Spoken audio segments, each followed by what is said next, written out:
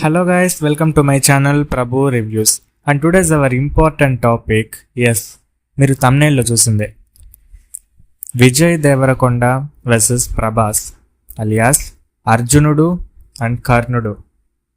వీళ్ళిద్దరి మధ్య యుద్ధం మన కల్కి మూవీలో క్లైమాక్స్ సీన్ వచ్చేసి మనకి ఇదే చూపిస్తారు, కురుక్షేత్ర యుద్ధం గురించి. దీన్ని రిఫరెన్స్గా తీసుకొని మన కల్కి మూవీలో అయితే క్లైమాక్స్ సీన్ అయితే చూపించడం జరుగుతుంది.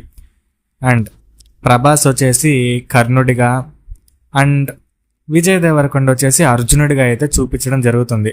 అండ్ మనము ఇట్లా రామాయణం గురించి మాట్లాడుకోవాలి అనుకుంటే ఒకసారి వన్ స్టెప్ బ్యాక్ వెళ్తే మన కర్ణుడు అర్జునుడు అన్నా తమ్ముళ్ళు, అంటే కర్ణుడు అర్జునుడు అనేది అన్నా తమ్ముళ్ళు. అండ్ మీరు ఇక్కడ రామాయణంని అండ్ కల్కిని రెఫరెన్స్ చేస్తూ ఒక 3 విషయాలు అయితే చెప్తాను, దాన్ని మాత్రం గుర్తుపెట్టుకుంటే చాలు.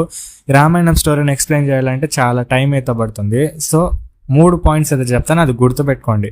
Point number 1 Ashwatthama, point number 2 కర్ణుడు, పాయింట్ నెంబర్ 3 అర్జునుడు. ఈ 3 మనకి కల్కి మూవీలో కూడా చూపించింది క్యారెక్టర్స్ 3. కాకపోతే అర్జునుడు అనేది క్యారెక్టర్ వచ్చేసి చూపించరు, లాస్ట్లో అయితే చూపిస్తారు. మన కల్కి మూవీ క్లైమాక్స్ సీన్లో అయితే జస్ట్ ఒక 3 minutes సీన్స్ అయితే చూపించడం జరుగుతుంది.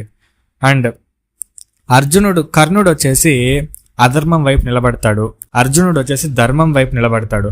అంటే దీన్ని కల్కి మూవీలో రెఫరెన్స్ చేస్తే మాత్రం కర్ణుడు అనేది మన ప్రభాస్ గారు అంటే అధర్మం వైపు నిలబడతారు, అర్జునుడు మన విజయ్ దేవరకొండ గారు ధర్మం వైపు నిలబడతారు. అండ్ వీళ్ళిద్దరి మధ్య యుద్ధం చాలా భారీగా అయితే ఉండబోతోంది. అది మన కల్కి పార్ట్ 2లో అయితే ఖచ్చితంగా ఉంటుంది. కురుక్షేత్ర యుద్ధాన్ని రెఫరెన్స్గా తీసుకున్నారు. అండ్ మన నాగశ్విన్ గారు కురుక్షేత్ర యుద్ధాన్ని రెఫరెన్స్గా తీసుకుంటే మాత్రం కంపల్సరీ 100% అయితే మన అర్జునుడికి కర్ణుడికి విజయ్ దేవరకొండకి అండ్ ప్రభాస్ గారికి వీళ్ళిద్దరి మధ్య భారీగా అయితే ఫైట్ ఉంటుంది. వాళ్ళిద్దరికి తోడు అశ్వత్థామ అండ్ మూవీలో చూసినట్టయితే కమల్ హాసన్, వీళ్ళైతే మెయిన్ పెద్ద పెద్ద క్యారెక్టర్స్ అనమాట. అండ్ ఈ యుద్ధం వచ్చేసి చాలా అంటే చాలా పెద్దదని చెప్పచ్చు, చాలా అంటే చాలా హైట్ భారీగా ఉంటుందని చెప్పచ్చు. మన కల్కి మూవీలో వచ్చేసి ఇది క్లైమాక్స్ అసలు ఫైట్ పెట్టుండాల్సింది, మనకి ట్విస్ట్తో అయితే మనల్ని ఎండ్ చేయడం అయితే జరిగింది. పోస్ట్ క్రెడిట్ సీన్స్లో అయితే మనకి చూపించడం జరుగుతుంది.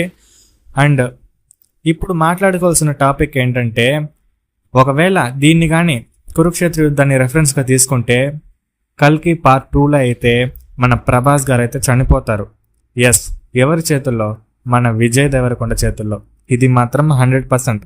కురుక్షేత్ర యుద్ధాన్ని రెఫరెన్స్గా తీసుకుంటే మాత్రం కన్ఫర్మ్ 100% మన ప్రభాస్ గారు చనిపోతారు ఈ యుద్ధంలో విజయ్ దేవరకొండ ద్వారా. సో ఇలా తీసుకొని ఇలా చేస్తారా, లేదనుకుంటే ఇంకొన్ని మార్పులు చేసి ఇంకేదైనా చేస్తారా అనేది మన డైరెక్టర్ గారి చేతుల్లో అయితే ఉంటుంది. కానీ ఈసారి మాత్రం చెప్తున్నాను, కల్కి మూవీ ఇప్పుడు ఎంత సక్సెస్ని చూస్తుందో, ఎంతమందికి బాగా పిచ్చి పిచ్చిగా నచ్చిందో తెలియదు, కానీ నాకైతే చాలా బాగా అయితే నచ్చింది. అండ్ పార్ట్ 2 విషయానికి వస్తే ఇంకా మాటలు ఉండవు, చెప్పడాలు ఉండవు, చెప్పుకోవడాలు ఉండవు, ఇంకా ఒక్కొక్కటి తన్నుకుంటూ పోవడమే అన్నట్లు ఉంటుంది. సో అది మ్యాటర్ విషయానికి, అది ఇప్పటికి వరకు టాపిక్ అయితే.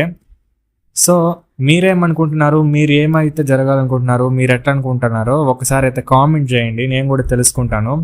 అండ్ మన ఛానల్ని ఫస్ట్ టైం చూస్తున్నట్టయితే లైక్ చేసి సబ్స్క్రైబ్ చేసి కుదిరితే షేర్ చేయండి అండ్ ఒక కామెంట్ అయితే చేయండి. అండ్ నెక్స్ట్ రివ్యూ మూవీతో అయితే మీ ముందుకు వస్తాను. అంతవరకు స్టే ట్యూన్డ్.